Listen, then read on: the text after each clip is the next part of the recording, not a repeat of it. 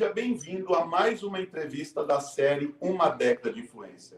Este é o espaço para você conhecer não apenas o lado profissional de grandes líderes da saúde, mas também toda a sua trajetória de vida. Hoje, a nossa líder entrevistada é responsável pela mudança no modelo de negócios, planejamento estratégico, elaboração de seus indicadores e reposicionamento do Hospital Santa Mônica, que deixou o sistema SUS para se transformar em hospital psiquiátrico e de retaguarda clínica para pacientes particulares e de convênio. É com muito prazer que recebo hoje aqui, na nossa série Uma Década de Influência, Suzana Belízia Amaral, CEO do Hospital Santa Mônica. Suzana, seja muito bem-vinda à nossa série. E eu já queria saber se eu acertei o seu sobrenome. Acertou. Muito obrigada pelo convite, Edmilson. É um prazer enorme estar aqui. Você me desculpa se eu falhar aí, porque eu não tenho muito jeito para essa coisa de lives, mas é um prazer enorme estar aqui, poder dividir com vocês um pouquinho da minha história, a história do Santa Mônica, é uma história bem bacana. Suzana, o prazer é todo meu. E fique à vontade, que aqui você está em casa, aqui você que manda. Eu começo com uma linha do tempo. Eu queria saber da tua infância, onde você nasceu, como foi, e quais as lembranças que você tem aí desse período da sua vida. Olha, eu nasci em São Paulo, vivo em São Paulo a vida inteira, fui criada aqui, estudei aqui, uma infância super feliz. Eu tenho família grande, tenho mais dois irmãos, duas irmãs, muitos primos, então a minha infância toda foi andar de bicicleta na rua, empinar a pipa. Eu estudei num colégio na pré-escola Mater Dei, eu adorava o Mater Dei, tenho grandes lembranças e muitos amigos de lá até hoje. Eu saí de lá no quarto ano primário. De lá eu fui para o Colégio Santa Maria, também adorei o Colégio Santa Maria, grandes amigos de lá. Só boas recordações. Eu fui bandeirante, vendia biscoito na vizinhança para angariar fundos para o distrito das Bandeirantes, Paiol Grande, só boas lembranças. Me fala uma coisa, conta um pouquinho aí da sua juventude e também da época de faculdade. Na juventude, normalmente, não é sempre, mas é quando a gente já começa a pensar no futuro, que caminho eu vou seguir, que profissão que eu vou seguir. Foi nesse período aí que você descobriu sua vocação? Olha, Edmilson, eu não sei se eu sou uma pessoa assim de grandes vocações, né? Eu acho assim, a minha vocação principal, eu gosto de cuidar de gente. Eu gosto de ser uma facilitadora, eu gosto de organizar processos. Então, eu acho que a minha vocação mesmo é lidar com gente. Eu nunca tive, assim, vocação muito definida na época de prestar vestibular, nem nada. Minha juventude foi ótima, como eu falei, estudei no Colégio Santa Maria, fiz encontros de jovens, passava férias no Paiol Grande. Quando eu tinha 15 anos, eu tive a oportunidade de passar uma temporada interna num colégio na Inglaterra. Também foi uma experiência maravilhosa, porque naquela época a gente era um pouco solto, né? Porque não tinha celular, não tinha cartão de crédito internacional. Foi a primeira vez que eu tive a oportunidade de viajar sem os meus pais. Então, assim, foi um super desafio. Foi bem bacana. Então, a minha juventude também foi muito alegre, cheia de amigos. A casa dos meus pais sempre recebia amigos de todos os filhos. Então, a gente brincava com meu pai que a casa parecia um clube, ele estava muito bravo, mas sempre foi portas abertas para os amigos, então sempre uma juventude muito feliz. Quando eu fui fazer vestibular, já diante da minha vocação não definida, eu prestei vestibular para um monte de coisa. Prestei fisioterapia, serviço social, administração e direito. Entrei no direito, comecei a cursar o direito, eu fiz Mackenzie, e eu fiquei encantada com os professores, eu adorava as aulas, eu comecei a ficar, assim, fascinada de ver como é que se formavam as relações entre pessoas físicas, entre pessoa física e jurídica. Eu achava aquele mundo adulto maravilhoso e eu me encantei com o direito. E daí foi assim, a juventude foi assim. E quando foi que você descobriu aí a sua vocação? Eu queria que você já me falasse se você teve algum grande incentivador na sua vida também. O meu pai sempre foi um grande incentivador, meu pai, minha mãe, sempre. Minha mãe sempre foi uma mulher que trabalha, então ela sempre me tocou para frente e me ajudou bastante nas minhas escolhas, nas minhas dúvidas, foi sempre muito participativa. Depois eu casei, meu marido também, eu sou casada há 31 anos, tenho 2 filhos, um filho de 28 anos, uma filha de 25, e eles são um time super incentivador também. Hoje em dia, os grandes incentivadores. Mas você é muito jovem ainda para ter um filho já de 28 anos, Suzana? Que lindo. 57. 57, bem-vindos. Felizes 57. Parabéns, me passa o segredo depois, viu? Trabalha bastante, vem para a área da saúde hospitalar, que é um bom negócio. É um Cheio de emoções. Eu acho melhor cheio de emoções. Acho melhor deixar para vocês, líderes. Eu queria que você contasse um pouquinho agora da sua trajetória até esse momento no Santa Mônica. Então, eu fiz faculdade de Direito, e como eu falei, eu adorava o Direito, comecei a trabalhar desde o primeiro ano da faculdade, então eu trabalhei do primeiro ao quinto ano. Quando eu cheguei no quinto ano, uns colegas me convidaram para formar um escritório de advocacia. Aí nós formamos um escritório e começamos a prestar serviços para o hospital. A gente começou fazendo análise de contratos, cada um numa área específica. Então, eu sempre fui para a área do direito civil, um outro sócio trabalhista, o outro tributário, e assim a gente começou prestando serviços jurídicos para o hospital. Com o passar do tempo, eu acabei me desligando do hospital, do escritório, e acabei sendo contratada pelo hospital. Eu comecei prestando serviços, depois eu fui promovida a diretora administrativa, depois vice-presidente administrativa, e depois eu continuo com o cargo de vice-presidente administrativa e exerço a função de CEO já há bastante tempo.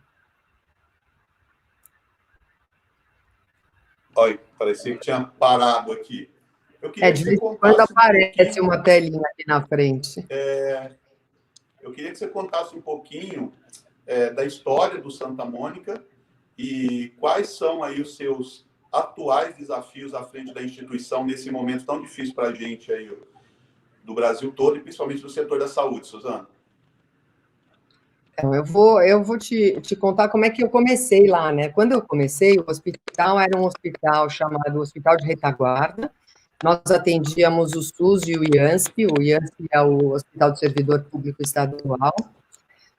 Nós tínhamos 250 leitos, era um hospital que tinha uma operação positiva, tinha fila de espera para internação, a remuneração não era alta, mas era satisfatória no sentido de que dava para manter a operação. Com o passar do tempo, no final dos anos 90, a tabela do SUS foi congelada. E ficou congelada até quando a gente saiu, em dezembro de 2015, a tabela do SUS estava congelada. Então, com o congelamento de valores que o hospital recebia, a operação foi se tornando inviável. Assim, era completamente insustentável você ter preços congelados, e eu estou falando numa diária global de R$70 a R$74, para você dar absolutamente tudo que o paciente precisava, insumos, médico, fisioterapia, psicólogo, o que fosse, estava dentro lá dos R$70 a R$74. Então, com o tempo, essa operação foi ficando completamente inviável. E a gente, em 2007, nós fizemos uma reunião no hospital, chegamos à conclusão que a gente não ia mais manter a operação. Nós iríamos trabalhar durante 2 anos, de 2007 até 2009, para encerrar a operação. E a gente ia fechar a porta, que era o que estava acontecendo com todos os hospitais com as características similares às do Santa Mônica. Todos os nossos pares fecharam ou quebraram. Então, isso é uma triste realidade. A gente foi excluído do sistema SUS de saúde. Mas, o que aconteceu? Entre 2007 e 2009, nós planejamos uma operação que a gente chamava assim, um tipo de desmonte responsável. A gente ia fazendo a transferência dos pacientes e a gente ia fazendo a rescisão dos colaboradores. Nós tínhamos muitos funcionários que trabalhavam conosco há muito tempo, e a gente precisava criar uma estrutura ali que possibilitasse fazer as rescisões trabalhistas. Foi uma época bem difícil, a gente tinha contrato com o Convê, com operadoras de saúde, mas eles mandavam poucos pacientes, então nunca era o suficiente para manter a operação estruturada, então a gente estava trabalhando para esse desmonte responsável. Quando chegou o começo de 2009, nós estávamos lá já, dos 250, a gente já tinha baixado para 30 pacientes, todo SUS, o IANSP a gente já tinha parado antes, e a gente via uma insegurança muito grande dos pacientes, porque o paciente crônico do SUS é aquele sequelado neurológico, sequelado ortopédico, muitos sem família, muitos abandonados pelas famílias, muitos sem para onde ir. Então, esses 30 últimos eram residentes no hospital. E eles estavam passando por uma situação de muita insegurança com a questão da transferência, do fechamento do hospital, que a gente não fazia segredo para ninguém, que a gente estava enxugando para fechar a porta mesmo.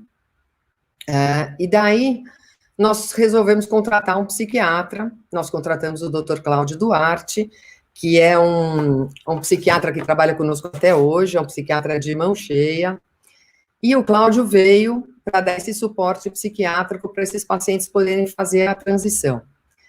Trabalho bacana, super eficiente, e nesse momento começou uma pressão do mercado para que as operadoras de saúde começassem a dar suporte para os atendimentos de psiquiatria.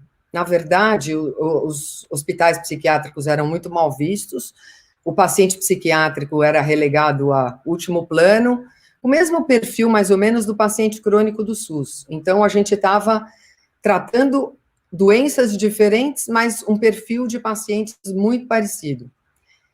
Quando começou essa pressão, nós enxergamos aí uma oportunidade de mudar o modelo de negócios. O que nós fizemos? Nós fomos às operadoras de saúde e oferecemos os serviços de saúde mental do hospital.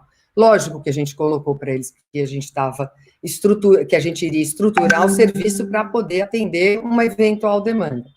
E a gente conseguiu fazer alguns acordos com alguns convênios, e então a gente começou a rodar de novo o hospital. Quando a gente começou, o primeiro objetivo nosso foi formar o serviço, propriamente dito. Então, contratação de profissionais, elaboração de protocolos, grade terapêutica, começamos a atender perfis diferentes de pacientes. Então, o Santa Mônica atende crianças e adolescentes, dependentes químicos, pacientes com transtornos mentais em diversos estágios, agudo ou crônico. E aí nós contratamos psicólogos, terapeutas ocupacionais, terapeuta em dependência química, terapeuta que faz terapia assistida por cães, fonoaudióloga, terapeuta ocupacional, nutricionista, farmacêutico, diversas especialidades de psiquiatria, então, psiquiatra que atende crianças e adolescentes, geriatra, psiquiatra que atende emergências psiquiátricas, sem nunca ter deixado o atendimento clínico. Então, um dos diferenciais do Santa Mônica é justamente sempre manter o apoio clínico para os tratamentos psiquiátricos. Então, com essa formatação do serviço, propriamente dito, do atendimento, a gente começou a formar a estrutura de uma maneira mais adequada. Então, a gente dividiu o hospital para o atendimento conforme o perfil dos pacientes. Nós estabelecemos uma série de mudanças dentro do hospital para a segurança e a qualidade do atendimento, e aí a gente pôde implantar realmente uma gestão diferenciada. Então, depois que o hospital já estava andando um pouquinho, o segundo passo foi o investimento em profissionalização da gestão, daí elaboração de planejamento estratégico, cultura orçamentária, indicadores, monitoramento de indicadores operacionais e financeiros. Nós passamos pelo processo de acreditação.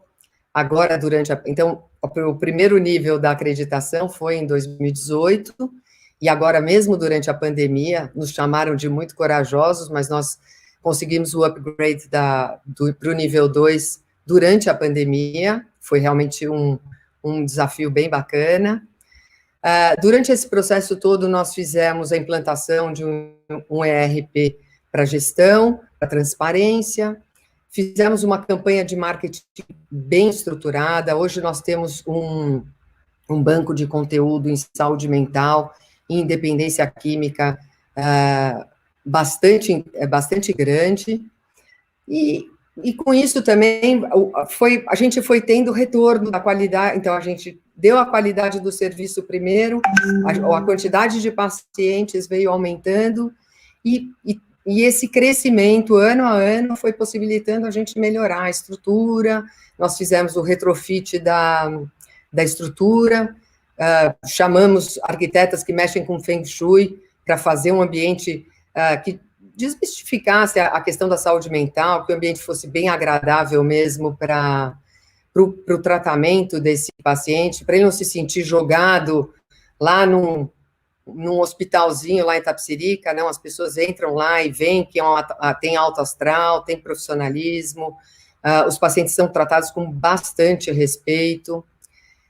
Nós fizemos benchmarking na França e na Inglaterra, trouxemos alguns conceitos também, tivemos a satisfação de ver que na França eles têm diversas rotinas e processos que nós também temos no Santa Mônica, e a gente foi fazendo tudo isso a muitas mãos, né? Não é dizer assim que foi a minha gestão, não. Eu coordeno uma equipe de gestores, mas tudo no Santa Mônica, desde o princípio, quando nós começamos lá o desafio, só com o Cláudio para atender a psiquiatria, tudo sempre foi discutido e decidido em colegiado. Sempre os gestores sentam, a gente tem reuniões semanais e todas as decisões são feitas a muitas mãos. A diversidade é uma coisa constante no Santa Mônica, a gente sempre teve diversidade de gêneros, não sei se por eu ser CEO mulher, eu já trouxe um pouco disso já no GEM, mas a gente tem diversidade de gêneros, opções sexuais, idade, raça, todas as diversidades no grupo de gestão e no grupo de colaboradores. Então, eu acredito que tudo isso faz com que esse paciente, que muitas vezes se sente abandonado pelo sistema, ele se sinta muito bem acolhido no Santa Mônica. Então, esse é o nosso esforço de gestão. E a pandemia foi um desafio, assim, imenso para nós, né? Porque no começo do ano, nós, o diretor clínico, os outros diretores, nós começamos a estudar o que estava acontecendo com os hospitais similares nos outros países que já estavam com a pandemia um pouco mais adiantada. E o que a gente lia era triste, né? Era assim, faltava insumo, todos os pacientes adoeciam, todas as equipes adoeciam, não tinha gente para atender. E aí veio o medo. Desde o começo de março, nós fizemos um comitê de enfrentamento. Esse trabalho foi sempre coordenado por uma infectologista, a doutora Rebeca Saad, uma pessoa fantástica, muito estudiosa, que coordenou os nossos trabalhos. Então, o nosso comitê de enfrentamento ao Covid no Santa Mônica é aberto a quem quiser participar. Então, a gente tem reuniões que, a princípio, eram 2, 3 vezes por semana, foram aumentando e diminuindo ao longo desse ano, e agora voltaram a ser semanais, porque a gente está tendo novos casos e a gente está avaliando as nossas rotinas toda semana. Nós redistribuímos pacientes, mudamos as grades terapêuticas, fizemos unidade de quarentena, unidade de isolamento, pacientes que porventura tenham um acometimento mais grave da doença, são transferidos para hospitais gerais dos respectivos convênios, e a gente veio tendo um resultado bastante positivo aí com relação ao enfrentamento. Nós não tivemos, graças a Deus, até agora, nenhum momento de desespero total. A gente passou por angústia, medo, todos os gestores, nós dividimos entre nós os nossos medos, porque a gente tem um compromisso muito sério com os pacientes, com as famílias, com os nossos colaboradores, com os nossos fornecedores e com a instituição. Nada disso podia ser prejudicado durante a pandemia. E os nossos protocolos de enfrentamento procuraram sempre proteger bastante todas essas partes envolvidas, né? Olha, Edmilson, se você não me parar, eu não paro de falar, viu? Não, eu falo que aqui você está em casa, está ótimo. Eu tô assim, bobo, com muitos comentários aqui, muita gente comentando, te parabenizando, te elogiando, torcendo por você. Eu queria pegar um comentário aqui que eu achei muito interessante. Mas antes eu tenho uma pergunta. Qual a responsabilidade de ser referência assim numa instituição? Aumenta a responsabilidade, Suzana? Eu acho que ou é uma responsabilidade boa, com certeza, mas eu acho que já é reflexo do propósito do Santa Mônica. A gente sempre teve dentro do Santa Mônica o propósito de tratar o paciente com dignidade, fosse ele com respeito e responsabilidade. Eu acho que respeito é a melhor palavra. Respeito e responsabilidade, porque ele podia vir de qualquer lugar, fosse ele do SUS, do IANSP, ou o paciente psiquiátrico do melhor convênio, porque hoje o Santa Mônica atende todas as grandes operadoras, nós somos referência em saúde mental para todos os grandes hospitais de São Paulo, então eles nos encaminham os pacientes. Agora, o que eu acredito de verdade é que isso é reflexo do trabalho responsável que a nossa equipe está fazendo. A gente tem um time no Santa Mônica que, não é por eu fazer parte, mas é um time que é fantástico. São pessoas muito comprometidas com o resultado do tratamento, se sentem cuidando de cada paciente individualmente. Então, essa responsabilidade tanto faz o rótulo. A gente não vai mudar, se for referência ou se não for, o nosso time lá está pronto para atender as pessoas com responsabilidade, sabe? Com respeito e responsabilidade. Os nossos pacientes sempre foram pacientes muito relegados, né? Quando eram os relegados do SUS, eram relegados do SUS. Ninguém queria paciente crônico no hospital geral do SUS. E agora, muitas vezes, o paciente psiquiátrico não se sente tão à vontade no hospital geral. Então, ele vai para o Santa Mônica, ele tem lá toda uma equipe pronta para ajudá-lo nas necessidades que ele tem. E o que a gente fala com os pacientes e o propósito que a gente quer passar para eles é que, a partir do momento que ele estiver com a doença dele estabilizada, porque o nosso objetivo é reinserir esse paciente na vida social dele, com a limitação que ele tiver, mas ser reinserido. O nosso objetivo nunca é fazer com que o paciente fique residente no hospital. O objetivo é sempre que ele tenha uma possibilidade de inserção na vida social. Então, o que a gente fala para eles é que, olha, você vai sair, você está medicado, está estabilizado, seu quadro está ok. Agora, se você, por acaso, sentir qualquer ameaça de desestabilização, procura a nossa ajuda. Dá uma ligada, a nossa equipe te atende, vem aqui, passa uma consulta, ou não passa uma consulta, só pega o telefone. A nossa ideia é ser sempre o porto seguro para os nossos pacientes. E a gente teve uma resposta muito interessante agora durante a pandemia, que foi, e agora? A gente não pode mais receber o paciente que vem, a gente não pode mais atender ambulatório, porque há muita gente circulando dentro do hospital, Como é que a gente vai dar um suporte? Como é que nós vamos continuar essa missão, mesmo sem receber o paciente? A nossa equipe prontamente se disponibilizou para fazer grupos terapêuticos online. A gente praticamente, desde o começo da pandemia, vem fazendo grupos terapêuticos com todos os nossos terapeutas, de maneira gratuita. Tem uma adesão bem bacana.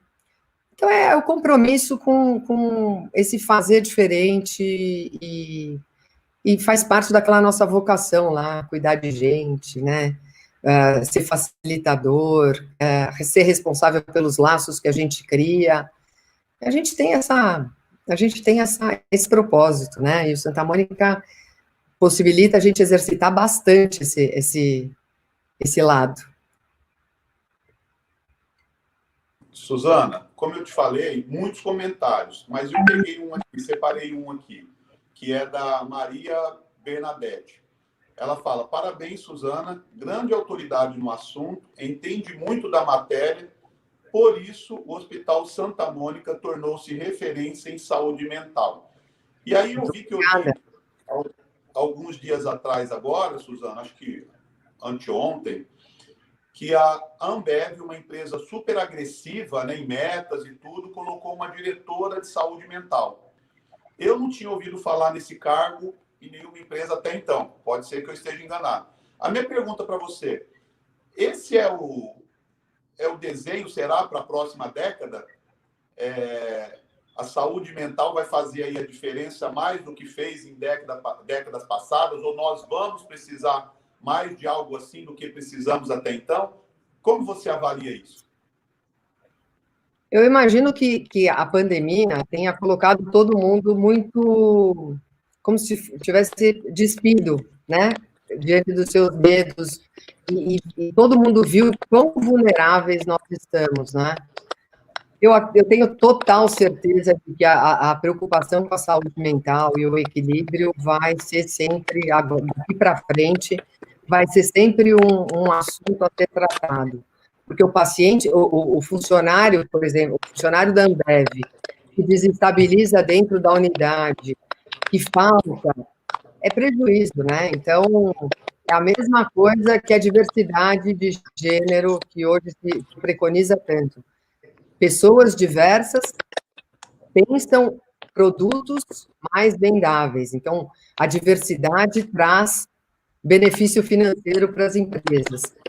A mesma coisa eu vou dizer para você com relação à saúde mental. O cuidado com a saúde mental, com certeza, vai trazer sempre um resultado financeiro benéfico para a empresa, né?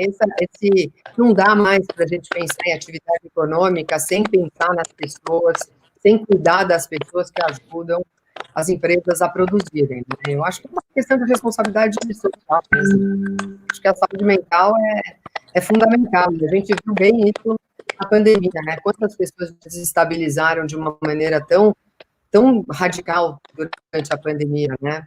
Santa Mônica cresceu muito esse ano.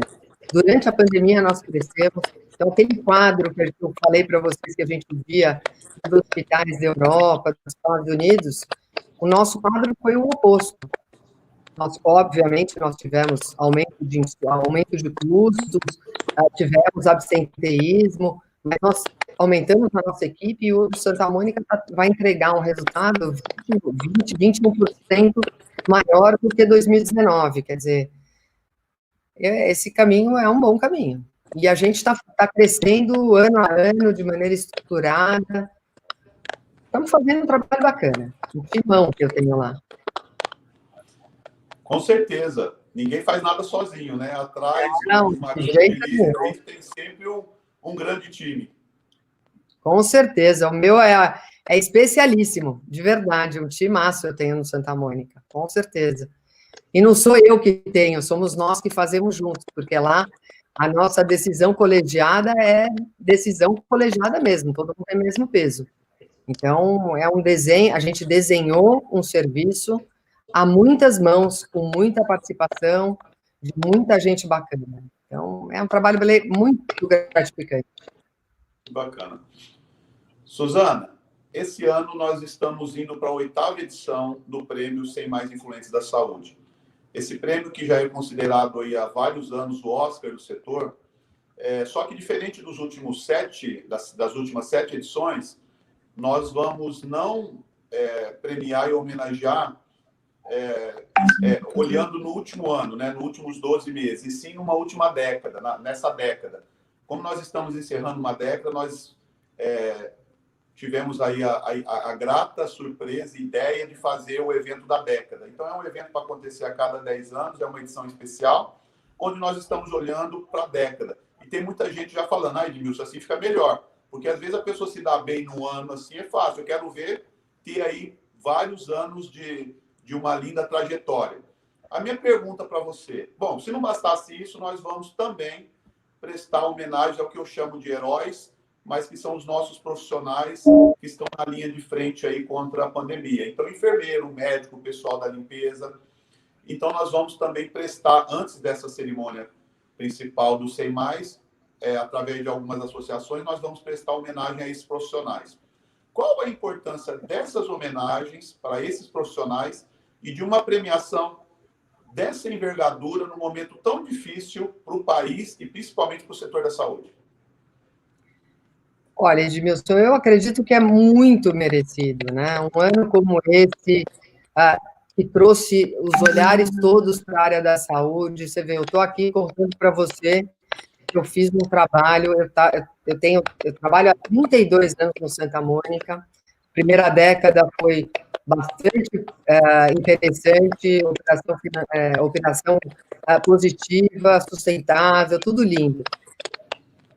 A outra, assim, a década seguinte foi uma penúria absoluta. Então, assim, a gente vê quanto que a saúde é relegada para último plano, né? E agora, nessa última década, eu contei para você, para vocês todos que estão me ouvindo, muito obrigada, inclusive, o nosso esforço para continuar o propósito de um hospital que tem bons princípios, que quer continuar atendendo, que quer fazer diferença. E assim como Santa Mônica, tem muita gente que faz, tira leite de pedra, dá o sangue. Então, eu acho que é muito positivo olhar para a saúde e mostrar às pessoas que fazem um bom trabalho, tirar um pouco dos jornais aquela coisa de a saúde só aparece quando é uma desgraceira absoluta. Olha, gente, tem um monte de gente que faz um trabalho maravilhoso. Esse ano, eu vou falar pelo nosso time. Nós tivemos que lidar com todos os nossos medos, as nossas incertezas, a nossa vulnerabilidade, a insegurança. E o povo arregaçou a manga. E mesmo com todo o medo que a gente tinha lá, de, olha, levar o vírus para casa e eu corro o risco de contagiar as pessoas que eu mais amo na vida, o nosso compromisso de atender os pacientes que recorrem ao Santa Mônica, porque os surtos psiquiátricos continuaram acontecendo, os pacientes continuaram sem ter para onde ir. Então, eu acho que é muito bem-vindo botar o holofote no que dá certo da saúde, né? Eu me emociono até hoje, quando eu penso, quando eu vejo filmes, aqueles panelaços, os aplausos das pessoas nas janelas, para o pessoal da saúde, aquilo foi fantástico. E olha, eu acho que todo mundo na saúde, não são 100, eu acho que todo mundo na saúde merece prêmio, porque para você tratar as mazelas humanas, não é para qualquer um. Não é qualquer um que consegue tratar ser enfermeiro, colocar a mão numa ferida. É difícil, viu? Então, eu acho que é muito bom colocar o holofote em quem cuida de gente, porque a gente precisa de cuidado. A gente não é máquina, a gente não é só fazedor de resultado, nós somos pessoas cuidando de pessoas que têm necessidades, e que esse ano a gente ficou em evidência, né? Eu acho que é muito merecido. Tomara que a gente tenha mais iniciativas como essa, de mostrar esforços na saúde que dão certo, porque tem muita gente que faz trabalho certo. Concordo com você, Suzana. E eu queria que você, com toda a tua experiência aí e vivência, desse um conselho para quem está nos assistindo nesse momento e quem vai nos assistir posteriormente, O que essa pessoa precisa ter e fazer para ter sucesso no setor da saúde? Olha, eu acho que conselho é uma coisa muito difícil, né? Eu acho que eu vou falar para você o que eu falo para os meus filhos. Conselho, se fosse bom, a gente vendia. Mas eu acho bom as pessoas verem o que a gente faz de errado para não cometer os mesmos erros. Então, assim, se eu puder aconselhar a gente que está começando, que está por aí, eu ia falar, estude, adquira competências que você se sente fraco. Veja onde você acha que você está falhando no seu trabalho e adquira a competência. Hoje existem aulas fantásticas, online, facilitadas, então não existe razão para a pessoa parar de estudar. Eu gosto muito de estudar, eu acabei de completar agora um programa de formação de conselheiros de administração na Fundação Dom Cabral. Aliás, eu recomendo super, a Fundação Dom Cabral tem cursos maravilhosos, é uma instituição seríssima, e eu faço cursos no IBGC também, eventuais cursos. Então, não é um conselho, mas assim, me copiem alguma coisa que eu estou fazendo certo, procure melhorar as competências que te faltam. Para você se tornar um profissional cada vez mais versátil, que consiga dialogar com vários ramos diferentes de atividades, e procure fazer diferença onde você faz, né? Cuide das pessoas que estão em torno, e seja sempre um elo de modificação da sociedade. Eu me sinto muito responsável por aqueles que estão ao meu redor, em torno de mim. Eu acho que desenvolver competências é um bom conselho. Um excelente conselho. Suzano, olhando sua trajetória, se você pudesse voltar no tempo, você mudaria alguma coisa? Eu ia ter estudado mais, Edmilson. Eu demorei muito, porque eu fiz... quando eu entrei no hospital, eu não sei se eu contei, mas eu fui estudar na GV, fiz administração hospitalar, eu tinha feito direito no Mackenzie, fiz pós-graduação na São Francisco, fiz especialização em Direito Civil na São Francisco. Depois, anos depois, quando eu já estava dentro do hospital, eu me achava uma outsider dentro do hospital, aí eu fui estudar administração hospitalar e sistemas de saúde na GV, e daí um gap muito grande até começar a fazer os cursos do IBC, a Dom Cabral. Então, uma coisa que eu faria diferente, eu teria estudado mais seguidinho. Eu não teria feito intervalos tão grandes. Mas, infelizmente, eu estava envolvida lá no processo de transformação do hospital. A nossa equipe de gestão, durante muitos anos, sempre foi muito enxuta. Então, eu tinha, assim, 1001 atividades, 1001 responsabilidades, acabei deixando o estudo de lado. Então, uma coisa que eu teria feito diferente, eu teria estudado mais, com mais frequência. Você deixou de treinar e foi jogar. Eu fui atleta profissional de futebol e eu falei o seguinte, olha que coisa extraordinária. Todo atleta, ele mais treina do que joga. Então, ele treina a semana inteira para jogar 1, 2 vezes na semana. Os executivos não, tem que jogar, né? Quase não tem tempo para treinar. E foi uma coisa, assim, muito... Foi um vulcão de coisas. Esses últimos 10 anos, a indicação desse prêmio, para mim, foi uma surpresa muito, muito grata, porque daí me fez parar e pensar tudo que a gente tinha feito nesses últimos 10 anos, que eu acho que eu nem tinha me dado conta, sabe? A gente fez coisa à beça. Hoje o Santa Mônica está aí, referência, atende os principais convênios, tem um time maravilhoso, tem uma fidelidade enorme dos pacientes, vem crescendo de maneira sustentável. Então, você para e pensa, nossa, nós fizemos tudo isso, que trabalho bonito que a gente fez, e a gente fez mesmo, sabe, Edmilson? Mas o profissional precisa lembrar que, além da instituição, tem ele. Então, isso eu devia ter corrigido. Se eu pudesse voltar atrás, eu corrigiria. Eu ia melhorar as minhas competências ao longo do tempo. Eu não ia esperar precisar estar aqui para ir atrás, né? Eu teria estudado mais frequência. Antecipado, que legal. Eu quero te convidar o nosso ping-pong. Eu vou te fazer uma pergunta e você me responde aí com o que vem à mente, tá bom? Tá bom.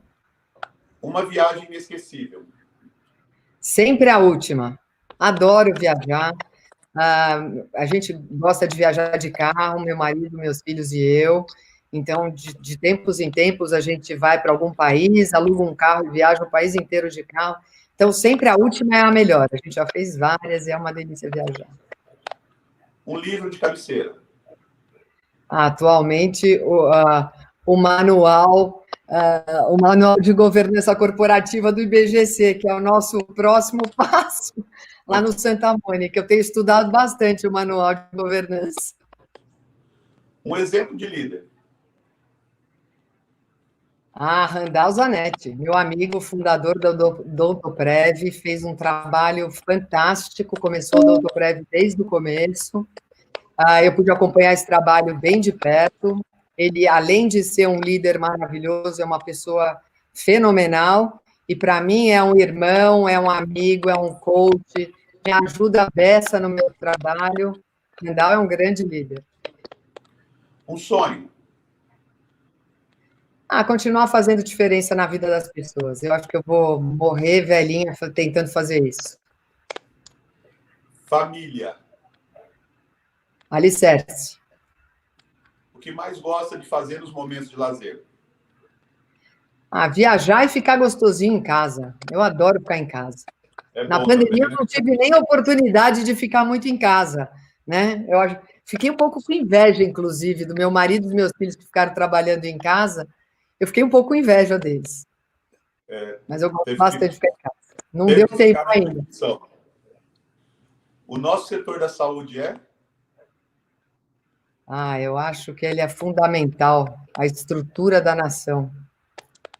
É a segurança da nação, sabe? A gente viu bem agora na pandemia, né? A saúde é a segurança da nação. O Brasil precisa de? Educação. Suzana, queria te agradecer imensamente você ter aceito o convite para bater esse papo aqui com a gente. Foi mais um aprendizado também. Foi muito bacana conhecer um pouquinho mais aí da sua brilhante história. E eu queria que você deixasse uma mensagem final, mas antes, eu tenho uma última pergunta para você. Com tudo isso que está acontecendo, você acredita que o nosso setor da saúde sai mais fortalecido e valorizado, não só pela população, mas pelos governantes? Política é um problema sério nesse país, né? Tomara. Eu vou te dizer, eu vou ser sempre alguém que vou torcer para dar certo. Porque precisa, né? A gente viu bem o que acontece quando a saúde falha. As pessoas ficam apavoradas, né? Então, tomara, eu vou te dizer, tomara. Tomara que dê tudo certo, né? Tomara. Eu vou ser sempre uma entusiasta, eu sou otimista por natureza. Então, tomara que eles pensem melhor na saúde. Somos. Vamos torcer juntos. Obrigado mais uma vez, Suzana. Obrigado a você que nos acompanhou. E para saber quem serão os nossos... Você quer falar alguma coisa, Suzana? Eu queria agradecer esse convite, agradecer a oportunidade. Convido você e quem quiser conhecer o Santa Mônica. A gente tem um site e quem quiser ir presencial pós-pandemia, porque agora está fechado para visitas e licenças de pacientes e tal. Mas eu quero agradecer demais essa oportunidade, esse espaço. Eu me sinto assim muito, muito honrada e muito grata de ter recebido esse convite, Edmilson. Muito obrigada mesmo. Você pode ter certeza que eu que tenho que agradecer você ter aceito o convite, tá bom? Para bater esse papo comigo. Um abraço. Espero que eu vou te visitar, sim. Deixa passar toda essa loucura aí. Eu vou fazer questão de te fazer uma visita aí no Santa Mônica e espero que a gente possa nos encontrar em breve com toda a segurança. Como diz um amigo meu lá em Berlim, um abraço digital. Por enquanto, um abraço digital. Um abraço digital, um beijo para você digital também. Muito obrigada. Um beijo digital também. Um abraço e também um abraço para você que está nos acompanhando. E para saber quem serão os próximos entrevistados da nossa série, fique ligado no nosso site e também nas nossas redes sociais. Até a próxima.